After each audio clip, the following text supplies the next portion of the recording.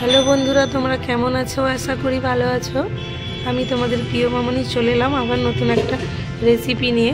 আজকে আমি করব এই যে ওলকপি দিয়ে মাছের ঝোল। এটা হলো লাইলেন্টিকা মাছ।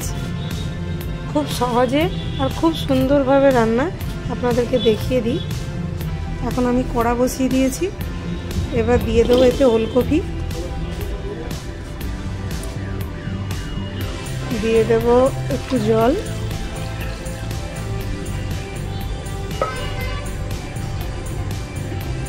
দিয়ে দেবো একটু হালকা পরিমাণ লবণ,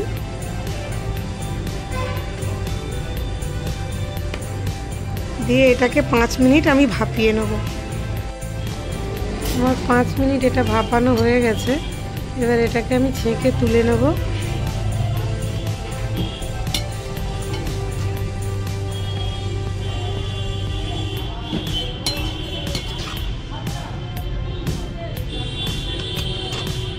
এবার মাছটাই আমি নুন হলুদ মাখিয়ে নেব। 3 পিস মাছ নিয়েছি, কেন বাবা আর আমি দুজন খাবো, তাই জন্য আমি 3 পিস মাছ নিয়েছি আর বাকিটা ফ্রিজে রেখে দিয়েছি। এটা লাইলেন্টিকা মাছ, 1 কিলো 200 গ্রাম হয়েছে।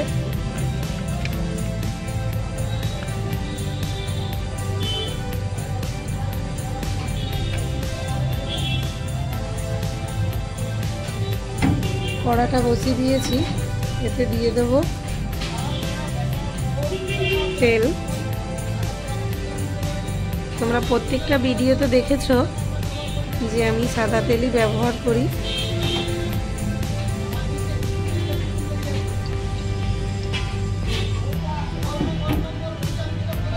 মাছগুলো আমার ভাজা হয়ে গেছে, সুন্দর ভাজা হয়েছে।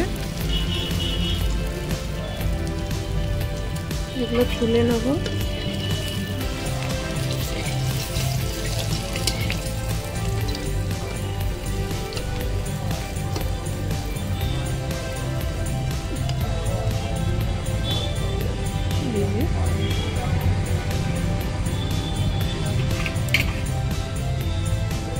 এর মধ্যে দিয়ে দেবো আমি কেটে রাখা পেঁয়াজ। পেঁয়াজটা বাবা একটু বেশি কেটে ফেলেছে, কি আর করা যাবে, দিয়ে দিই। অনেকটাই পেঁয়াজ কেটে ফেলেছে। আমি বললাম এতগুলো লাগবে না, কিন্তু যখন বলেছি তখন অলরেডি কাটা হয়ে গেছে।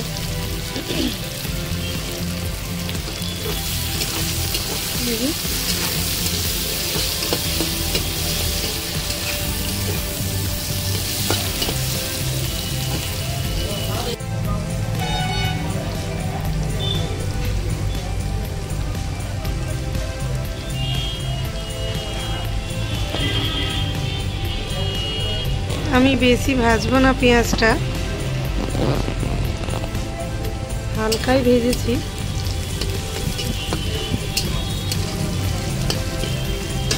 এর মধ্যে আমি দিয়ে দেবো এই যে সেদ্ধ করে রাখা ওলকপি।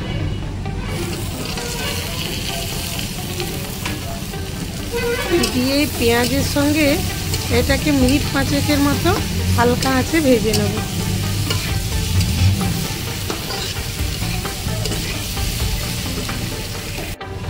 দেখো 5 মিনিট পর্যন্ত ভেজে নিয়েছি, কত সুন্দর এসে গেছে। পেঁয়াজগুলো ভাজা ভাজা হয়ে গেছে, তার সঙ্গে কিন্তু ওলকপিগুলো সুন্দরভাবে ভাজা ভাজা হয়ে গেছে। এর মধ্যে দিয়ে দেবো আমি কেটে রাখা টমেটো আর 2টো কাঁচা লঙ্কা চিরা।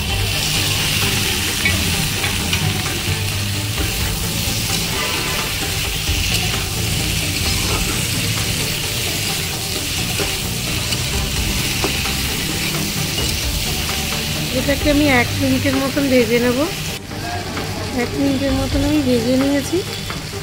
যেহেতু ওলকপিতে আমি আগে থেকেই সেদ্ধ হওয়ার সময় নুন দিয়েছিলাম, তাই হালকা পরিমাণে আর একটু নুন দিয়ে দেবো।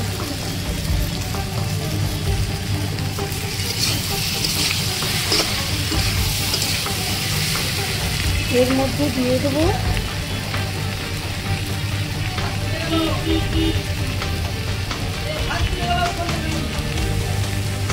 1 চামচ আদা বাটা, এরপরে দিয়ে দেবো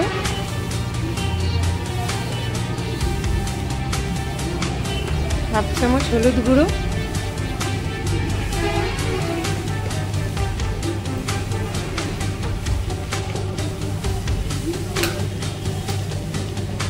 আর লঙ্কার গুঁড়োটা অবশ্যই আপনারা আপনাদের পরিমাণ মতন দেবেন।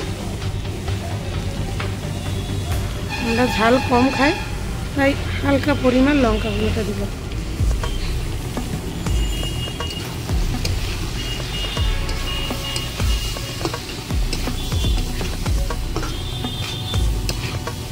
এটা আরও 2 মিনিট মতন হালকা ফ্লেমে ভেজে নেব। 1 মিনিট নাড়িয়ে চাড়িয়ে নিয়েছি। দেখুন কালারটা কত সুন্দর এসেছে তরকারি। আপনারা এরকম সুন্দর রেসিপি খুব সহজেই বাড়িতে বানিয়ে নিতে পারবেন।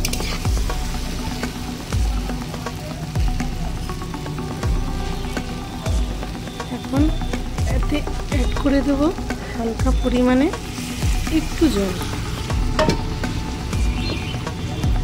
দিয়ে এটাকে হাই ফ্লেমে আরও একটু কষিয়ে নেব 1 মিনিটের মতো।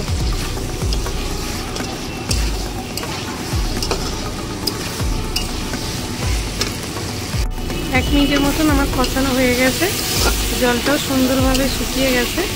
এবার আমি এর মধ্যে দিয়ে দেবো জল।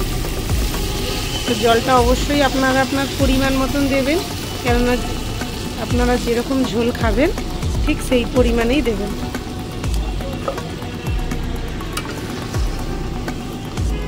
আর ওলকপি সেদ্ধ করার জন্য আলাদা কোনো জল দেওয়ার দরকার নেই, কেননা ওলকপিটা আগে থেকে হাফ সেদ্ধ করা ছিল আমার। আমাকে কলিকাতা থেকে মেসেজ করেছে, কলিকাতা থেকে কমেন্ট করেছে পিঙ্কি রায়, মোনালিসা পান্ডে, অমিত চৌধুরী খড়গপুর থেকে কমেন্ট করেছে পিয়া দাস, দীঘা থেকে একজন কমেন্ট করেছে, তার নামটা আমাকে বলেনি, নামটা ওতে এখনো লিখেনি।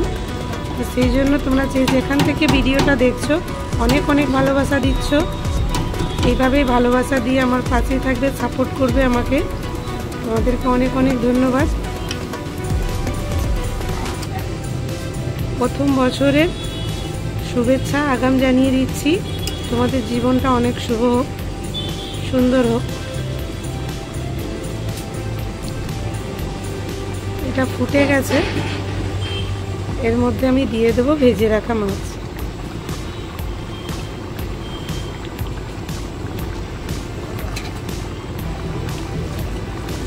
তিন পিস মাছ দিয়েছি, কারণ বাবা আর আমি দুজন খাবো।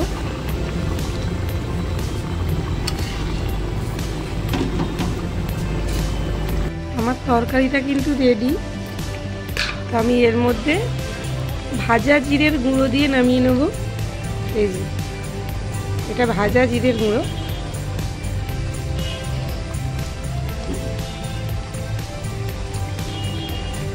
উফ, অসাধারণ হয়েছে।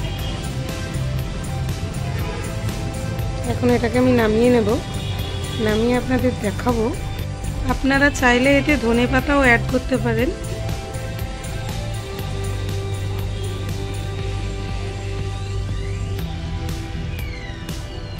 এটাকে এখন আমি নামিয়ে নেব।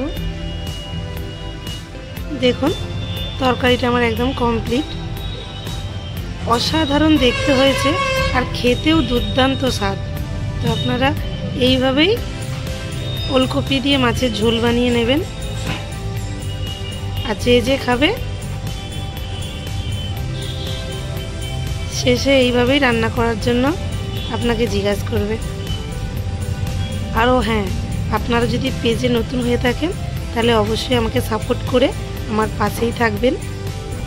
চ্যানেলটা অবশ্যই সাবস্ক্রাইব করে নেবেন। দেখা হচ্ছে নেক্সট ভিডিওতে।